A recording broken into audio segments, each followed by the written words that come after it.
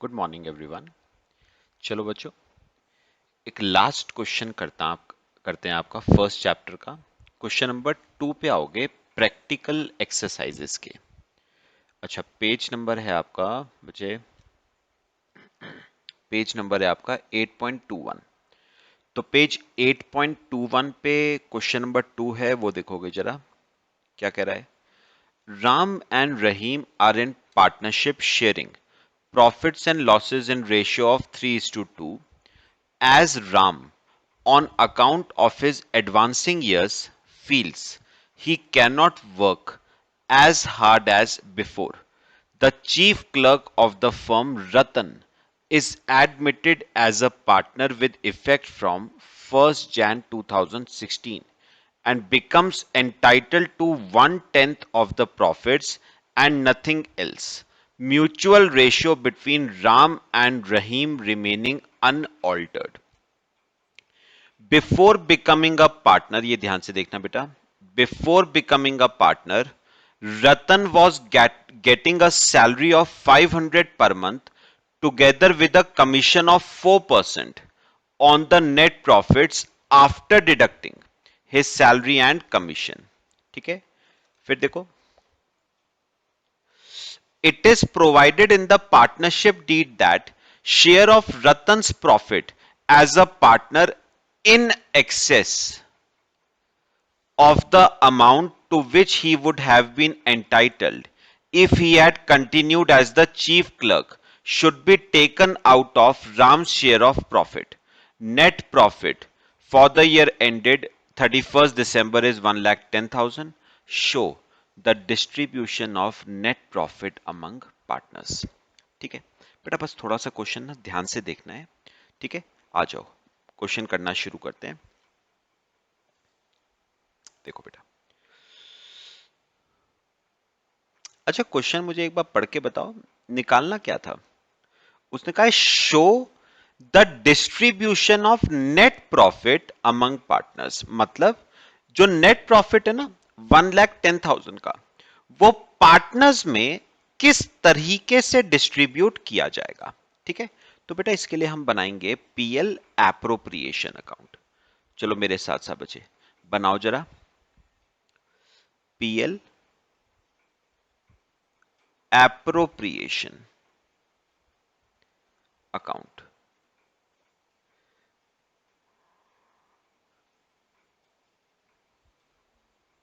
PL appropriation account. अच्छा मुझे बताओ, पीएल एप्रोप्रिएशन में सबसे पहले नेट प्रॉफिट को क्या करते हो, brought down by net profit brought down. कितना दे रखा है, 1,10,000। ठीक है, ध्यान से देखना। अब मुझे बताओ, ये नेट प्रॉफिट किस में बटता है, पार्टनर्स में। अब मुझे बताओ कितने पार्टनर्स हो गए हैं। पहले फर्म में दो पार्टनर्स थे, राम और रहीम। अब उन्होंने एक नया पार्टनर एडमिट किया है, रतन। तो यहां पर लिखो राम, एक एक लाइन छोड़ना, राम, रहीम और रतन। चलो अब बेटा क्वेश्चन ना थोड़ा सा समझेंगे, देखना जरा। आओ क्वेश्चन पे आओ, मेरी बात बेटा देखनी है सबने बहुत ध्यान से। देखो ये लाइन पढ़ना जरा, देखो बेटा ये लाइन पढ़नी है। Before becoming a partner, Ratan was getting a salary of 500 per month together with a commission of 4% on the net profits after deducting his salary and commission. तो आपको पता है, रतन को फर्म में पार्टनर एडमिट करने से पहले जो रतन था ना, वो फर्म का चीफ क्लर्क था। ये देखो रतन जो था, ये देखो the chief clerk of the firm Ratan. तो याद रखना, फर्म में पार्टनर एडमिट करने से पहले, यानी पार्टनर बनने से पहले, रतन बचे फर्म में क्या था, चीफ क्लर्क। और जब वो क्लर्क था ना, उसे सैलरी मिलती थी 500 रुपए पर मंथ की, और 4% की उसे कमीशन मिलती थी नेट प्रॉफिट्स पे। बात समझ आई? आओ थोड़ी सी वर्किंग करेंगे, जरा देखना मेरा बेटा। एक काम करो, नीचे आओ मेरे साथ साथ, वर्किंग नोट। मुझे दोबारा से बताओ, पार्टनर बनने से पहले रतन फर्म का बेटा क्या था? क्लर्क था। और उसे फर्म से क्या मिलती थी? दो चीजें, सैलरी और कमीशन। तो यहां पर लिखो रतन्स रतन्स रेमुनरेशन एज अ क्लर्क। तो जरा देखते हैं उसे एज अ क्लर्क कितने पैसे मिलते थे। रतन्स रेमुनरेशन एज अ क्लर्क। मेरी बात सबने बहुत ध्यान से सुननी है। मुझे एक बात बताओ, यहां पर देखना है सबने। फर्म ने पहले बताओ नेट प्रॉफिट इस साल कितने रुपए का कमाया? 1,10,000 का। अब सोच के देखो, सुनो, सोच के देखो, अगर रतन अगर रतन फर्म का चीफ क्लर्क होता होता वो फर्म का पार्टनर ना होता, ठीक है, तो निकालते हैं उसे फर्म से कितनी रेमुनरेशन मिलती। अगर वो पार्टनर ना होता, चीफ क्लर्क ही होता। तो मुझे एक बात बताओ, नेट प्रॉफिट्स कितने दे रखे हैं? 1,10,000। मुझे बताओ इन नेट प्रॉफिट्स में से आप सबसे पहले तो रतन को क्या देते? सैलरी। रतन सैलरी कितनी देते? 500 रुपए पर मंथ। तो 12 महीनों के हिसाब से 6,000 रुपए तो आप उसको देते सैलरी के। तो 1,10,000 में से 6,000 रुपए की तो सैलरी दे दी, तो प्रॉफिट्स बचे 1,04,000 के। अब 1,04,000 के प्रॉफिट्स में से आप रतन को क्या देते? कमीशन। ठीक है, कितनी कमीशन? पढ़ना क्वेश्चन में, कितनी कमीशन है? ध्यान से यहां पर देखो, ध्यान से यहां पर देखो, together with a commission of 4%, 4% की कमीशन है ऑन नेट प्रॉफिट्स। ठीक है, इंपॉर्टेंट बात, after deducting salary and commission. मतलब सैलरी कमीशन माइनस करने के बाद जो नेट प्रॉफिट बचेगा उस पे 4%। सुनो, क्या कहा मैंने? क्या कहा मैंने? सैलरी और कमीशन माइनस करने के बाद, माइनस करने के बाद जो नेट प्रॉफिट बचेगा, ये, इस पे बताओ 4% की क्या है? कमीशन। तो याद रखना, नेट प्रॉफिट में से सैलरी कमीशन माइनस करने के बाद जो नेट प्रॉफिट बचेगा उस पे 4% की कमीशन है। तो एक बात पहले समझना, 4% किस पे है? मेरी बात सुनो, 4% ना इस पे नहीं है, 4% इस पे नहीं है, इस पे 4% नहीं है। सैलरी और कमीशन माइनस करने के बाद जो नेट प्रॉफिट बचेगा ना, मतलब ये आएगा net profit after salary and commission. इस पे बताओ कितने परसेंट की रेमुनरेशन है, कितने परसेंट की कमीशन है? 4% की। तो वैसे ना आपने ये वाला आफ्टर वाला केस आपने पढ़ा हुआ ही है, लेकिन मैं आपको इसमें एक दूसरा तरीका बता रहा हूं, सुनो। Late net profit after salary and commission B x. तो उस केस में बताओ कमीशन कितनी होगी? 4% ऑफ एक्स। एक्स का 4% आपकी कमीशन हो जाएंगे, मतलब 0.04x। ठीक है, अब आप इसे ना चाहो तो सॉल्व कर सकते हो। देखो कैसे आप करोगे, 1,04,000,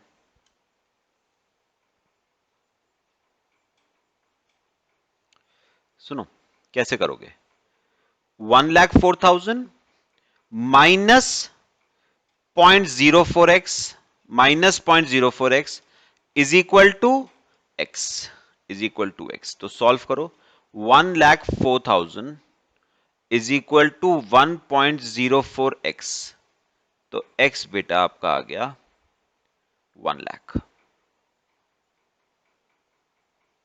x आपका आ गया 1,00,000। और बताओ कि ये x क्या आया, अपने आप बताओ, ये आया net profit after salary and commission 1,00,000। ठीक है, फिर बताओ फिर कमीशन कितनी हो गई, मुझे बताओ कमीशन कितनी होगी, 1,00,000 पे 4%, तो 4,000 रुपए की हो गई बेटा कमीशन। बस ये आपकी वर्किंग नोट हो गया। पहले मुझे बताओ ये वर्किंग नोट समझ आया सबको, क्लियर हुआ सबको? कॉपी करो पहले इससे, ठीक है। बाकी आप चाहो तो वो फॉर्मूला आपने 11th-12th में पढ़ा होगा, वो भी आप यूज कर सकते हो। 1,04,000 कैसे करते थे, 1,04,000 इंटू 4 डिवाइड बाय 104, वो बात वही है। ऐसे चाहो तो ऐसे भी कर सकते हो, एक ही बात है। अगर आपको डायरेक्ट फॉर्मूला यूज करना है, आप डायरेक्ट फॉर्मूला यूज कर लो, ठीक है। अच्छा चलो बेटा, अब मेरे को एक बात का जवाब आपने देना है, सुनो, मेरी एक बात का जवाब आपने देना है। इसका मतलब therefore Ratan's total remuneration, total remuneration as a clerk is, अब मुझे बताओ रतन, ध्यान से सुनना, रतन एज अ क्लर्क कितने रुपए कमा रहा है? 6,000 रुपए तो वो कमा रहा है सैलरी का, और 4,000 रुपए वो कमा रहा है कमीशन का। तो 6,000 सैलरी कमा रहा है, 4,000 कमीशन कमा रहा है, मतलब टोटल वो कितने रुपए कमा रहा है? 10,000 रुपीज वो कमा रहा है as a clerk, as a clerk. बात समझ आई बेटा? कॉपी करो यहां तक। तो रतन एज अ क्लर्क कितने रुपए कमा रहा है बेटा? 10,000 रुपीज वो कमा रहा है एज अ क्लर्क। चलो अब क्वेश्चन पढ़े एक बार, कॉपी करो यहां तक।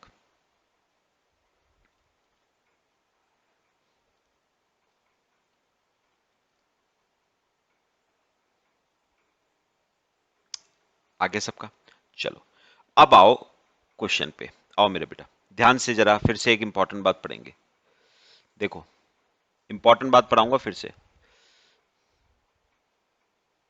देखो बेटा, अब इस पे आओ जरा, ये देखो नीचे उसने कहा है, it is provided in the partnership deed that share of Ratan's profit as a partner in excess of amount to which he would have been entitled if he had continued as the chief clerk should be taken out of Ram's share of profit। तो पता है उन्होंने क्या कहा, सुनो सुनो ध्यान से मेरी बात सुनना। उन्होंने पता है क्या कहा कि ना पार्टनर्स ने ये डिसाइड करा, ध्यान से सुनना, पार्टनर्स ने ये डिसाइड करा कि हम रतन को, ध्यान से सुनना, हम रतन को किसी भी हालत में, हम रतन को किसी भी हालत में उतना पैसा तो देंगे ही देंगे जितना पैसा उसको मिल रहा था एज अ क्लर्क। तो मेरी बात सुनो, उन्होंने क्या कहा, पार्टनर्स ने आपस में डिसाइड करा कि हम रतन को कम से कम उतना पैसा तो देंगे ही देंगे जितना हम उसको दे रहे थे एज अ क्लर्क। और एज अ क्लर्क बच्चे रतन कितना ले रहा था? 10,000 रुपए ले रहा था। तो मेरी बात सुनो, पार्टनर्स ने क्या डिसाइड करा है? ध्यान से, पार्टनर्स ने क्या डिसाइड करा है, यहां पर आ जाओ, कि हम रतन को रतन को मिनिमम, कम से कम हम 10,000 रुपए तो देंगे ही देंगे। ये तो मिनिमम अमाउंट है, बेयर मिनिमम। कम से कम हम उसको 10,000 तो देंगे ही देंगे। अब मेरी ना एक छोटी सी बात बेटा सुनना, सुनना ध्यान से, कैलकुलेटर्स करो अपने। मुझे बताओ नेट प्रॉफिट कितना है? 1,10,000। उसमें से रतन को कम से कम बोल रहा हूं मैं अभी, कम से कम कितना देना ही देना है? 10,000 तो देना ही देना है। तो बचा कितना? 1,00,000 बचा ना। ये बताओ, ये 1,00,000 किस किस में बटेगा? ये 1,00,000 बटेगा राम और रहीम में। और मुझे बताओगे राम और रहीम के बीच का रेशो क्या था? राम और रहीम के बीच का रेशो, आओ क्वेश्चन देखते हैं। राम और रहीम के बीच का रेशो तो देखो, 3:2 का रेशो दे रखा है राम और रहीम के बीच का।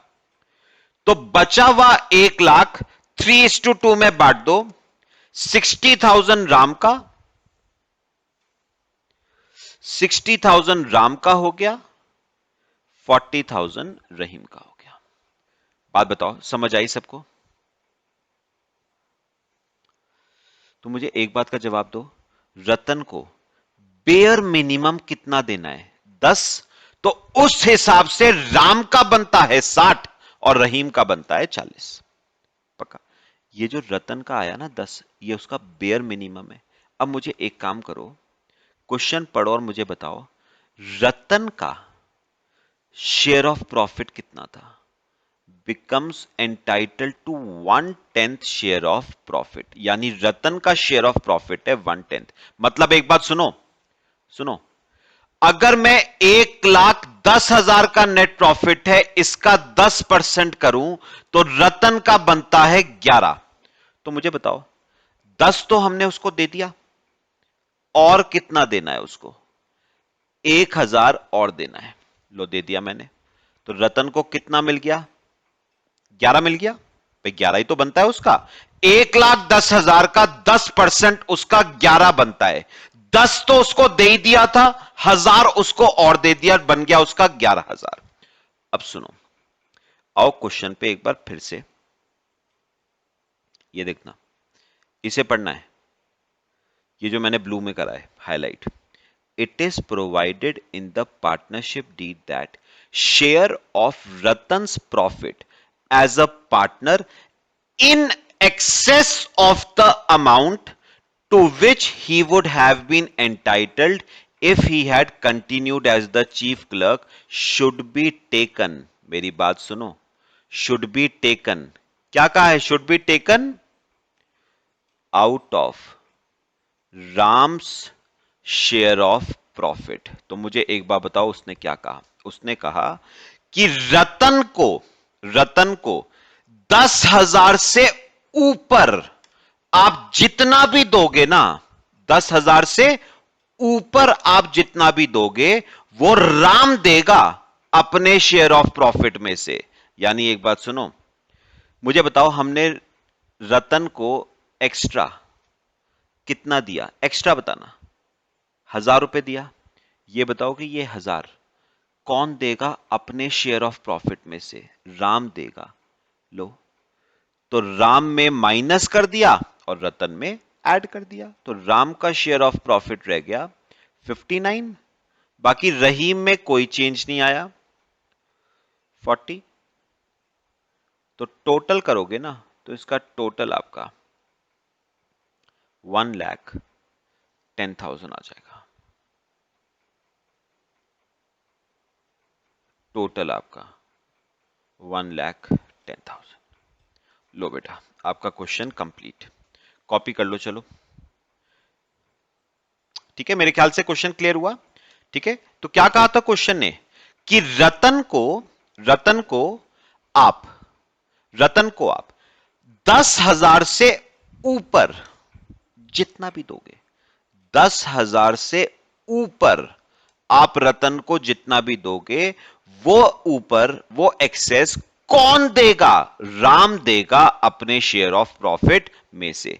तो रतन को हम 10,000 से ऊपर जितना भी देंगे वो कौन देगा? वो राम अपने शेयर ऑफ प्रॉफिट में से देगा रतन को। ठीक है बेटा, चलो कॉपी कर लो। तो हमारा ना जो चैप्टर 1 था इंट्रोडक्शन का, वो हमारा पूरा खत्म हो गया हमारा। अभी हम छोटा सा एक टॉपिक और है वो शुरू करेंगे, चैप्टर 2। इसमें पार्टनरशिप का ही है चैप्टर 2। कॉपी कर लो इसे। कर लिया मेरे ख्याल से सबने कॉपी।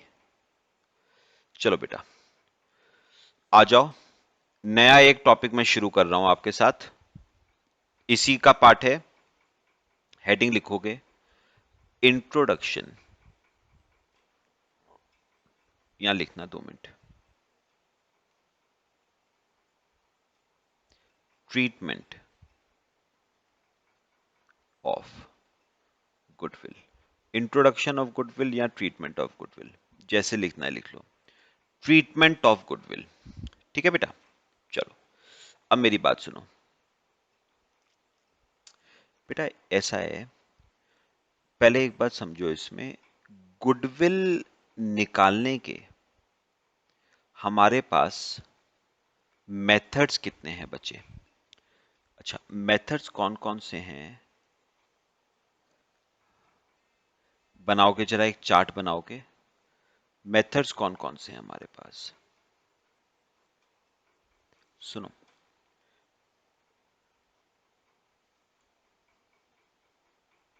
मेथड्स हैं हमारे पास। पहला पहला एवरेज प्रॉफिट मेथड। पहला मेथड है एवरेज प्रॉफिट मेथड। ठीक है। Second, super profit method. Second है सुपर प्रॉफिट मेथड। थर्ड है बेटा हमारे पास कैपिटलाइजेशन मेथड। थर्ड है कैपिटलाइजेशन मेथड। और बचे फोर्थ मेथड हमारे पास है एन्युटी मेथड। Annuity method. तो टोटल हमारे पास कितने मेथड्स हैं? 4 मेथड्स टोटल हमारे पास हैं। बना लो जरा। अच्छा पता है फिर क्या,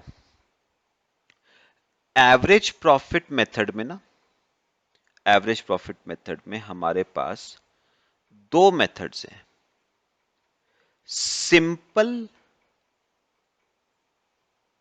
average profit method, simple average profit method. ठीक है। और सेकंड है बेटा हमारे पास weighted average profit method. Second है weighted average profit method. Second है आपका वेटेड एवरेज प्रॉफिट मेथड। ठीक है। ऐसे ही बेटा कैपिटलाइजेशन मेथड में भी हमारे पास 2 मेथड्स हैं। एक है capitalization of average profit method.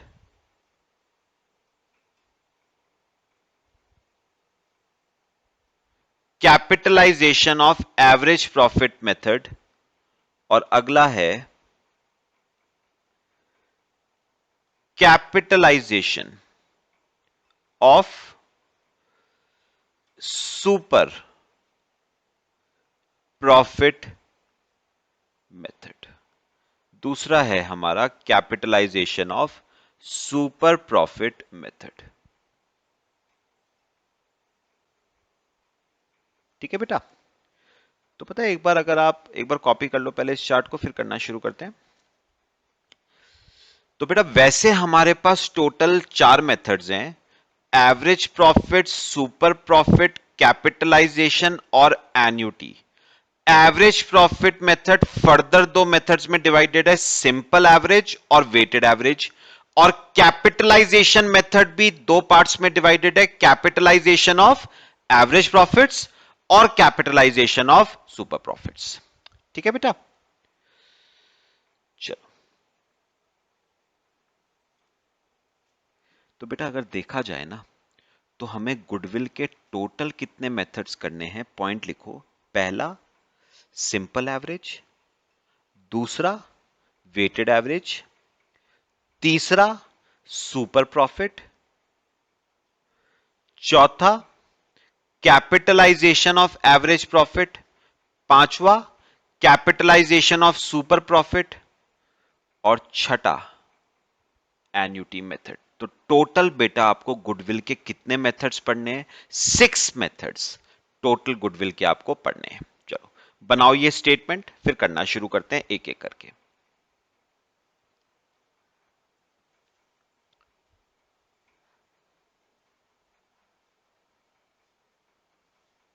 कर लिया बेटा?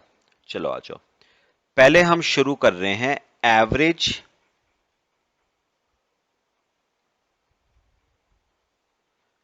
प्रॉफिट मेथड से। शुरू कर रहे हैं एवरेज प्रॉफिट मेथड से। देखो, अच्छा एवरेज प्रॉफिट मेथड में कितने मेथड्स हैं? 2। पहला कौन सा है? Simple average profit method. पता है क्या, मेरी एक बात सुनना। पता है क्वेश्चन जो एग्जाम में जैसे क्वेश्चन आता है ना, और हम भी जो करेंगे, उनमें कई बार ना ये स्पेसिफाइड नहीं होता है, क्वेश्चन में लिखा नहीं होता है कि एवरेज प्रॉफिट मेथड का कौन सा वाला मेथड आपको यूज करना है। मतलब क्वेश्चन में ना ये नहीं लिखा होगा कि हमें सिंपल एवरेज यूज करना है या हमें वेटेड एवरेज यूज करना है, ये क्वेश्चन में लिखा नहीं होता है। वो आपको बस इतना कह देगा आपको एवरेज प्रॉफिट मेथड यूज करना है। एवरेज प्रॉफिट का कौन सा मेथड यूज करना है वो नहीं बताया गया। अब सुनो, अब अगर क्वेश्चन में ना मेथड नहीं लिखा हुआ है कि सिंपल एवरेज यूज करना है या वेटेड एवरेज यूज करना है, तो बेटा कौन सा यूज करोगे? ठीक है, सिंपल एवरेज या वेटेड एवरेज? उसके लिए मैं आपको ना एक बात बता रहा हूं, मेरी बात सुननी है सबने। पता है उसके लिए तरीका क्या होता है? देखो, आपको ना क्वेश्चन में प्रॉफिट्स गिवन होते हैं, आपने पढ़ा हुआ है सबने। आपको क्वेश्चन में प्रीवियस ईयर्स के क्या गिवन होते हैं? प्रॉफिट्स। जैसे इमेजिन करो, एग्जाम इमेजिन आपको पिछले से फॉर एग्जांपल 5 साल का प्रॉफिट गिवन है। ठीक है, से 14-15 का, 15-16 का, 16-17 का, 17-18 का, 18-19 का। ठीक है, अभी ना कुछ लिखना मत, प्रॉपर एग्जांपल आपको लिखवाऊंगा फिर। सुनो पहले बात समझना। सपोज 14-15 में हमने प्रॉफिट कमाया 1 लाख, 15-16 में 80, 16-17 में 120, 17-18 में 150 और 18-19 में हमने प्रॉफिट कमाया 130। तो ये हमारे प्रॉफिट्स हैं पिछले 5 सालों के। ठीक है, तो आपको पिछले 5 सालों के बेटा क्या दे रखे हैं? प्रॉफिट्स। अब आपसे मैं एक बात पूछूंगा और आप मुझे बताओगे, मुझे देख के बताओ, इन प्रॉफिट्स में इन प्रॉफिट्स में क्या आपको कोई ट्रेंड, इन प्रॉफिट्स में आपको कोई ट्रेंड नजर आता है या नहीं? ट्रेंड 2 तरह का होता है। या तो इंक्रीजिंग ट्रेंड होगा या डिक्लाइनिंग ट्रेंड होगा। ठीक है, अब मुझे बताओ, 14-15 में प्रॉफिट था 1 लाख, फिर गिर के हो गया 80, फिर बढ़ गया और बढ़ गया, फिर गिर गया। मतलब एक बार बताओ, कभी प्रॉफिट बढ़ता है, कभी घटता है, फिर बढ़ता है और बढ़ता है, फिर घट जाता है। यानी पता है मुझे एक बात समझ आई, इन प्रॉफिट्स में ना, ना तो कोई इंक्रीजिंग ट्रेंड है, ना कोई डिक्रीजिंग ट्रेंड है। ठीक है, और जब भी प्रॉफिट्स में बचे ट्रेंड नहीं होगा ना, तो याद रखना उस क्वेश्चन में हमेशा simple average profit method use होगा। तो एक बात समझना, अगर प्रॉफिट्स में कोई ट्रेंड नहीं है, ना इंक्रीजिंग ट्रेंड ना डिक्लाइनिंग ट्रेंड, तो क्वेश्चन में हमेशा कौन सा मेथड यूज होगा बेटा? Simple average profit method. तो यहां पर लिखना, पहले लिखना, this method is to be used when when there is no trend, when there is no trend in profits of previous years, when there is no trend in profits of previous years, यानी ना तो increasing trend है ना आपका decreasing trend है। ठीक है, ना तो इंक्रीजिंग ट्रेंड है ना बेटा आपका डिक्रीजिंग ट्रेंड है।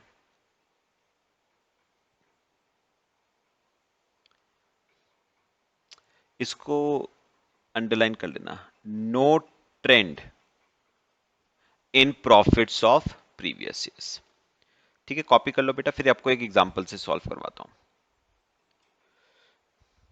तो याद रखना, अगर पिछले साल के प्रॉफिट्स में कोई ट्रेंड नहीं है, ना इंक्रीजिंग ट्रेंड ना डिक्रीजिंग ट्रेंड, तो हमेशा कौन सा मेथड यूज करना है? Simple average profit. चलो बेटा, अब लिखो एक प्रॉपर एग्जांपल। इसमें लिखो, profits of messrs ABC and company, AB and company for past 5 years are rupees 1 lakh,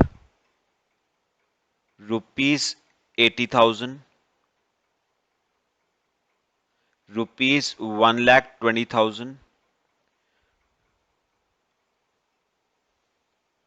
rupees 150 and rupees 1,30,000 respectively। ठीक है, करो कॉपी, फिर लिखो, calculate goodwill on basis of 3 years purchase,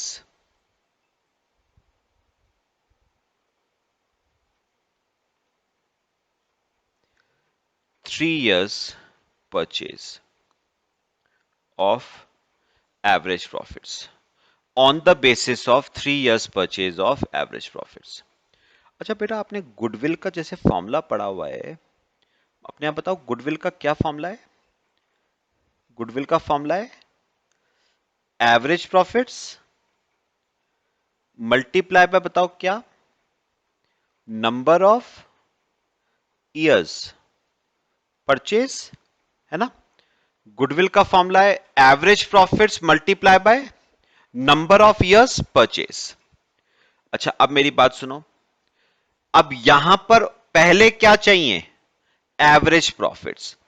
अब एवरेज प्रॉफिट जो आप निकालोगे वो सिंपल एवरेज प्रॉफिट मेथड से निकालोगे या वेटेड एवरेज प्रॉफिट मेथड से निकालोगे, वो डिपेंड करता है प्रॉफिट्स में कोई ट्रेंड है या नहीं।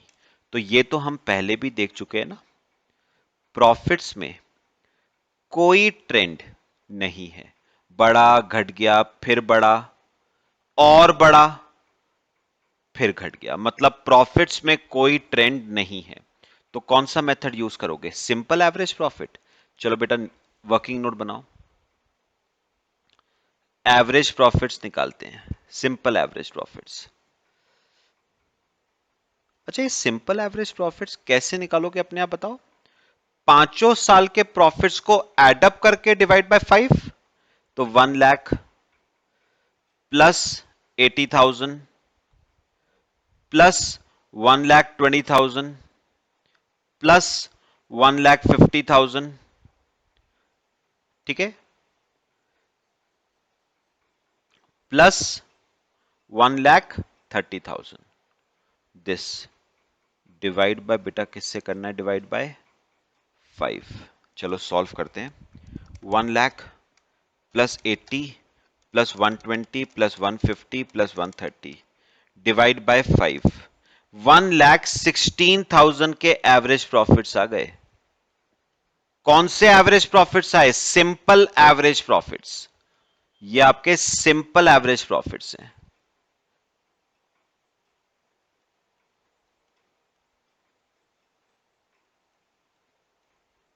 Simple average profits 1,16,000। ठीक है बेटा, आओ ऊपर आओ, यहां पर रखो बस। एवरेज प्रॉफिट्स आ गए 1,16,000 इंटू, बेटा बताओ नंबर ऑफ इयर्स परचेज कितना दे रखा है? 3 इयर्स परचेज, तो into number of years purchase 3, तो ये आ गया बेटा 1,16,000 इंटू 3, 3,48,000। ये आपकी बेटा क्या आ गई? Value of goodwill. कौन से मेथड से? सिंपल एवरेज प्रॉफिट मेथड से। सब बताओ पहले, क्लियर हुआ सबको? ठीक है, चलो आज हम इस क्लास में इतना ही करते हैं, बाकी मेथड्स हम कल करेंगे। तो मेरे को फिलहाल बताओ, फिलहाल मैंने आपको एवरेज प्रॉफिट मेथड का बस एक मेथड कराया है, कौन सा? Simple average profit method. और सिंपल एवरेज प्रॉफिट मेथड कब यूज होता है? जब प्रॉफिट्स में किसी भी तरह का कोई ट्रेंड ना दे रखा हो, ना इंक्रीजिंग ट्रेंड ना डिक्रीजिंग ट्रेंड, तब यूज होगा बेटा आपका सिंपल एवरेज प्रॉफिट मेथड। ठीक है, चलो कॉपी कर लो इसे।